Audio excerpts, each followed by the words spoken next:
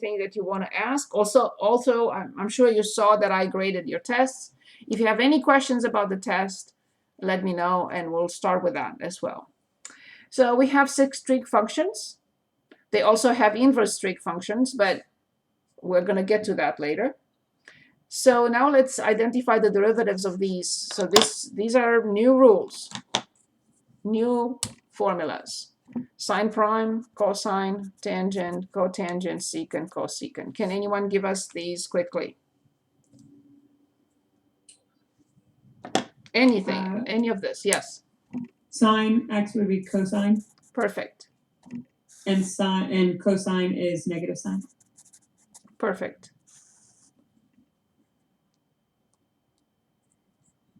Anyone?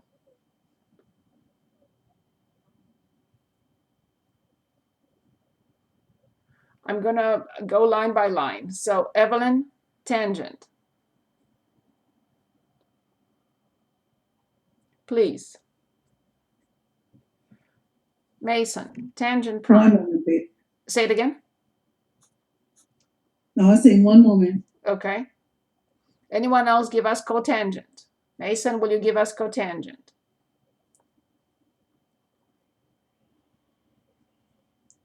Landon, will you give us secant? Yes, Aaron, go ahead. The cotangent one would be negative cosine squared. You mean right? cosecant squared? Yes. Cosecant squared, yeah. Correct. Tangent prime. Tangent prime is secant squared. Perfect. Secant prime. See, these are the basic ones. We should dream about these. Yes, secant. Isn't that secant? Secant tangent, indeed. Cosecant. And that's cosecant x cotangent, right? Yes, but negative. Negative, I'm sorry. Yes, negative cosecant cotangent. So notice that these are single, these are squared, and these are products. Easy to remember. Okay, perfect. Awesome. Thank you for your contribution. The square root of f prime. We should not be thinking this because we've discussed the square root of x a long time ago. 1/2 times the square root of f times the square root of f. So we have to remember how to say it in our head. 1/2 the square root of f times the inner function prime. If we do not say times the inner function prime, we will get stuck forever. Times the inner function prime.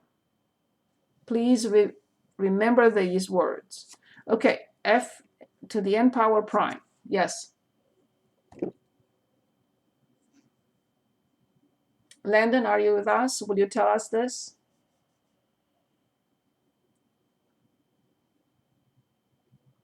Okay, Landon is not with us. Tom? Please. What's the question? Sorry. Yeah, f to n everything prime.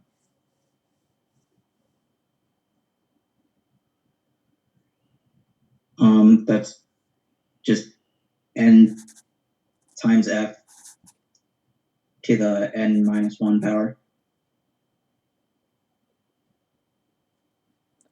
Times the inner function prime. Oh. Times n? The inner function prime. N is the power. Times f to the n. Times the inner function prime.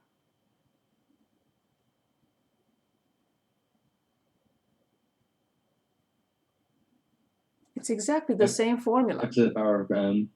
It's exactly the same formula. Times the inner function prime. What should I write?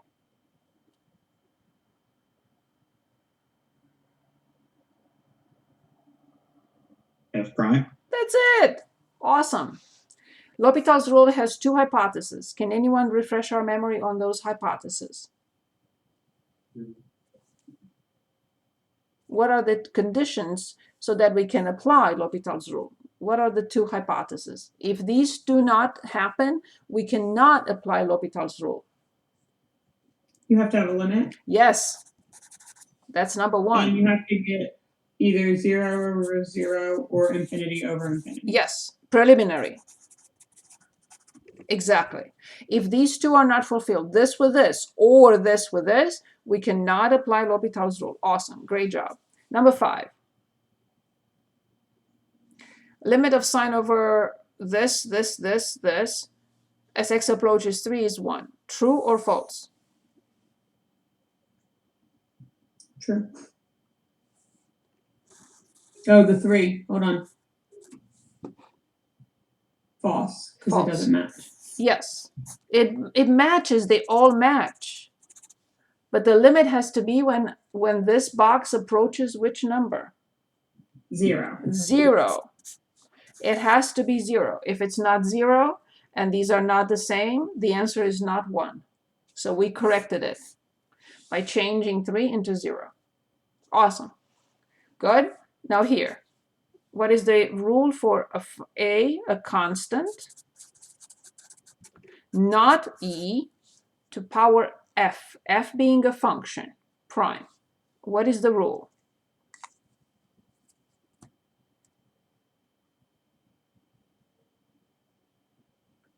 What is the rule? Anyone?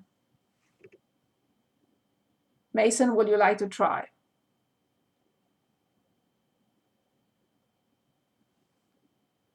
You're muted. Okay, then Mason and Landon are not with us. Okay, I'm here. I'm sorry. okay. Did you call on me? Yes, you're back. That's fine. That's all that matters. So can you help with this formula?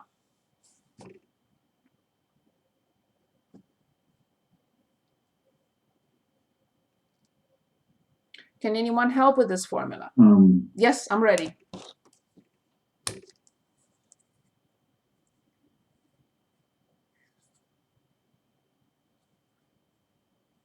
I don't know. I'm That's sorry. that's okay.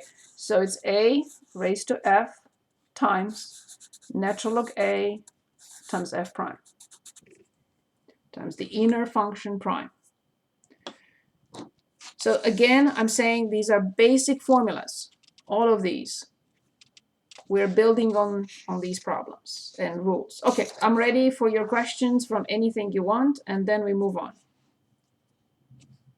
And I don't remember if you wanted to continue with this after I answer your questions, or we move on. You let me know. Yes, I'm ready for anything you have for me. Any questions, anything you want to work on. I have a question from I'm ready. RoboSign Yes, that I tried a few times and couldn't get. let's do it. Okay, so it's f of x equals the quantity of 2x minus 7 to the power 4 times the quantity of x squared plus x plus 1 to the 5th power. Excellent. Very good. So let's work on this. So when we determine f prime, so this problem is very similar to the long one we looked at. This one. So that's why we did 21 for you to have. So this is a long procedure. So let's do this. It's good. It's good to see a second one. Yes. So when I differentiate this, I bring 4 in front.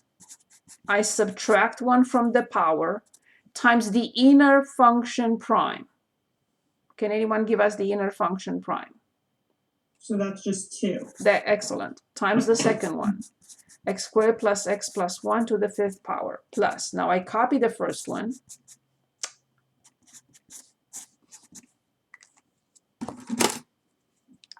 What will I do without my whiteout? The world would end. I'm kidding. So times, bring down the power, x squared plus x plus 1 subtract 1 from the power times the inner function prime. Can anyone give us the inner function prime? Anyone, please. 2x plus 1. Very good. Thank you very much. Okay, now we have to factor. Without factoring, this is not going to work. So I have 4 and 2, which is an 8, but there is a 5 here. I'm gonna rewrite the problem just to make sure it's clear. So it's 8, 2x minus 7 to the third, x squared plus x plus 1 to the fifth. And if I manage to put it in one line, it will be even better for you to see what I'm doing. So that's okay. And then plus 5, 2x minus 7 to the fourth, x squared plus x plus 1 to the fourth. I have a question. Yes. Hold on, did you skip something there when rewriting it? Let me check. So it's always better to go back and check. So I have 4, subtract 1 from the power times the inner function prime times this, plus 2. So I copied everything so far. And then this to the 4th power, and then 5, and then subtract 1 from the power and 2x plus 1. I don't see anything. So plus 5. I didn't finish. I didn't finish. Hold on just 1 second. Okay, and then 2x plus 1. Yes, I'm ready. Oh, you just moved the 5 from in front of the trinomial to in front of. Okay, got it. So these are all factors. We Right. don't want to have a factor of 5 in the middle. Like here, 4 and 2, Mhm. I multiply them and I have 8. We always do that. The factors have to stay in front. The numerical factors, I meant to say. Good. So now it's easier, I think, to notice that these two terms have common factors. And what do we pull out? Of course, we have to pull out a 2x minus 7, and we have to pull out an x squared plus x plus 1, but now we have to discuss powers. So what is the power for 2x minus 7 that goes out? 3. Awesome. It always has to be the smallest of the two. What is the power for x squared plus x plus 1 that goes out? 4. Perfect. Good. And now carefully we have to see what's left inside. 8 is left inside. 2x minus 7 to the third is all out. X squared plus x to the plus 1 to the fifth, I took out 4 of those, so 1 is still left. I reach the sign plus. Then I have to write the 5 because there is nothing outside. From these 4, I took out 3, so I have 1 left. This is completely out, but I still have a 2x plus 1 in here. I almost fit it in. Now I have to work on this. No one can change these two. But I have to distribute, combine like terms, and do all my work here. Okay, so let's stop and see if you have any questions before we continue. Anyone, any questions, please? Anyone? Okay, then. Okay, so I have a question. Can you go over, so you said you took the 4 because the 4 was the smallest, so that still left 1, which is why you wrote it in the brackets, correct? Are we talking about x squared plus x plus 1? Yes.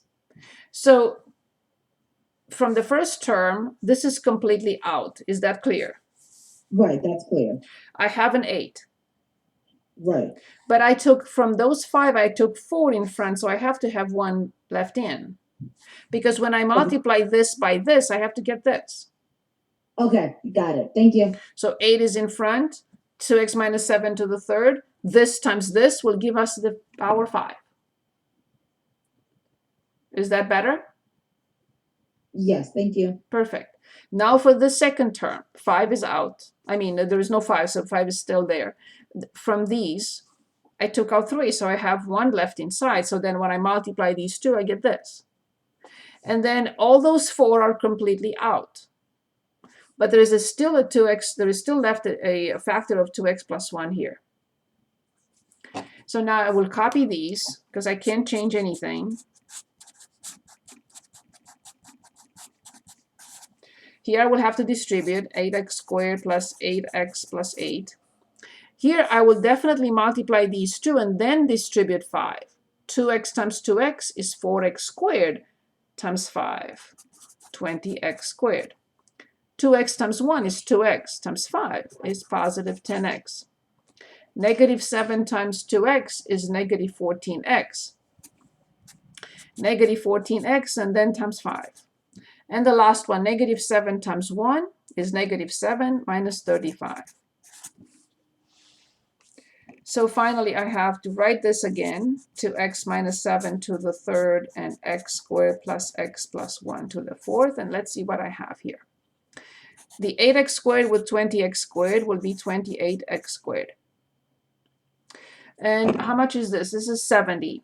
So, and this is 18 and minus 70. 18 minus 70, I think, is negative 52. Correct me if I'm wrong with my numbers, please. So I'm getting negative 70 here, negative 60, negative 52x. Correct my numbers always, please. So then I have this with this, which is minus 27. And this is it. It's done. We cannot simplify it any further. So this times this times this. And you will see in chapter 4 why we need it factored like that. And let me refresh our memory because I saw this again. When we have x minus 1 squared, please do not, I know it equals, but do not expand and write this as x squared minus 2x plus 1. Please do not. Okay? It has to stay like this. We will not be able to simplify or do anything if it's expanded. We never expand factors in the denominator. Okay, good. Other questions for me? Very good questions. Thank you. Thank you. Other questions here? I have a question. Yes, please. I feel like I think I'm putting it into WebAssign wrong. But it's find the derivative of the function, and it's y equals cosine, and then it's open parentheses, a to the 7th plus x to the 7th. Okay, and they're asking us to find dy over dx. Yes. Okay, so when we're asked to find dy over dx, remember this notation is very useful, especially in a situation like this. This means y is a function of what? X. Very good. Of x only, which means this must be a constant. So therefore, dy over dx will be cosine prime, which is negative sine a to the 7th plus x to the 7th times the inner function prime. Can anyone give us the inner function prime? Please. 7x to the 6th. That's it. Yes, I would rewrite it nicely as negative 7x to the 6th times sine a to the 7th plus x to the 7th. But they have to accept it both ways.